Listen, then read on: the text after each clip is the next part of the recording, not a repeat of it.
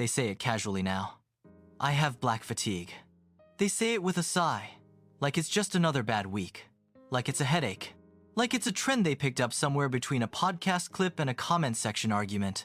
But black fatigue doesn't start with a sentence. It starts with a history. It starts on a boat. It starts with names stripped away, languages beaten out of mouths, families sold apart, and bodies turned into property. It starts with laws written to decide who counted as human and who counted as inventory. It starts when survival itself becomes labor. Black fatigue is not new. It's inherited. Imagine waking up every morning knowing the world has already decided something about you before you speak, before you smile, before you make a mistake.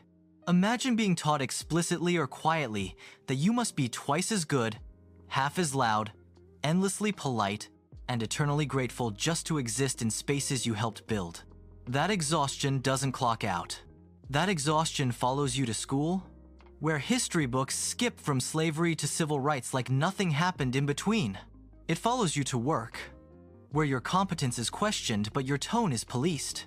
It follows you to the grocery store, where you're watched, followed, doubted. It follows you home through headlines and hashtags and videos that show people who look like you dying in the street over and over again, with no ending, just the next clip. That is black fatigue. It's the tiredness that comes from being told racism is over while living in its aftermath every day. It's the exhaustion of explaining pain to people who debate whether it exists. It's the weight of carrying grief, anger, pride, resilience, and hope all at the same time while being told to stay positive. Black fatigue is the granddaughter of enslaved people being told to just move on. It's the son of redline neighborhoods and underfunded schools.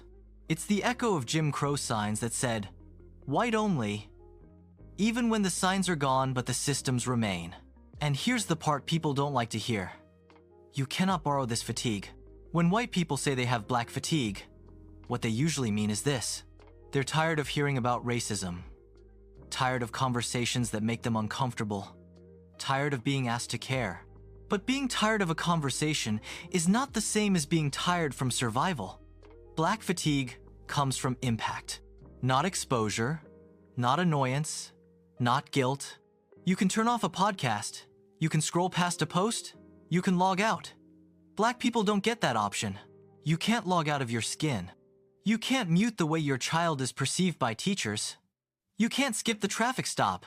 You can't fast forward past discrimination and land safely on justice.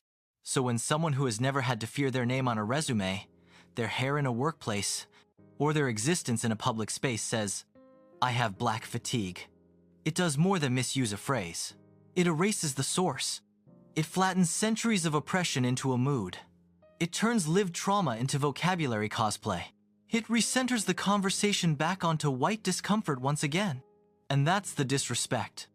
Because black fatigue is not about being annoyed. It's about being worn down.